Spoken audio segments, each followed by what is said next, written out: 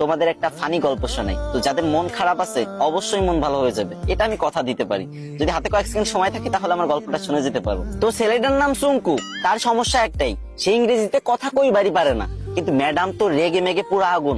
সুঙ্কু, তুমি যদি কালকে ইংরেজিতে কথা বলা না শিখতে পারো, না শিখে আসো, তাহলে কিন্তু তোমার খবর আছে। তো সুঙ্কু তো ম্যাডামের এই কথা শুনে ভয়ে ভয়ে বাড়িতে গেল। আর পরের দিন সুঙ্কু যখন স্কুলে আসতেছে, তখন অনেকক্ষণ আসার পরে দেখতেছে একটা ছেলে একটা মেয়েরে বলতেছে কলে, হ্যালো ডার্লিং। তখন সুঙ্কু বলল, এই তো পাইছি রে, এটাই তো ইংরেজি। হ্যাঁ রে আল্লাহ, এত সহজ কথা আর আমি শিখতে পারি না।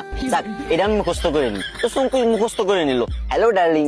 চুঙ্কু ভাবলো রাস্তাঘাটে মনে হয় মানুষ ইংরেজি বলে সবাই, তো এবার থেকে যার ইংরেজি শুনবে সেটাই মুখস্থ করে নেবে। তো চুঙ্কু আর একটু দূর আগে যাওয়ার পরে পার্কের ধারে একটা মেয়ে একটা ছেলেরে বলতেছে, সেটা ননসেন্স। তো চুঙ্কু বলবো, এই তো আর একটা ইংরেজি পাইছি, সেটা ননসেন্স। এটা শিখে নিল।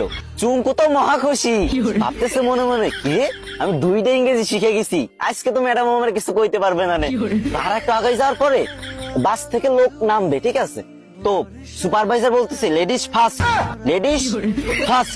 তো চুঙ্কু ভাবছে যে এই তো শিখে ফেলছি 3 নাম্বার ইংরেজি, 3টে ইংরেজি শিখে ফেলছি, আমি তো পারি না ইংরেজি, আজকে 3টে ইংরেজি একসাথে শিখে ফেলছি, ম্যাডামরা তো যাই ফাটাই দেবো পুরো। তো চুঙ্কু তো মহা ভাব সাব নিয়ে পুরো নায়ক শাকিব খানের মতো হাঁটতে হাঁটতে স্কুলে চলে গেল।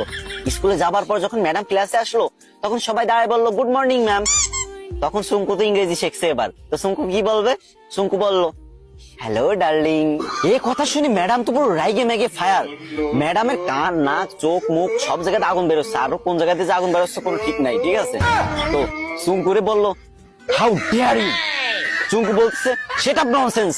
ম্যাডাম তো এবার পুরোই রেগে মেগে হট, বলছে, চুঙ্কু চলো প্রিন্সিপালের কাছে, আজকে তোমার খবর আছে। এদিকে চুঙ্কু বলতেছে, ম্যাম লেডিস ফার্স্ট।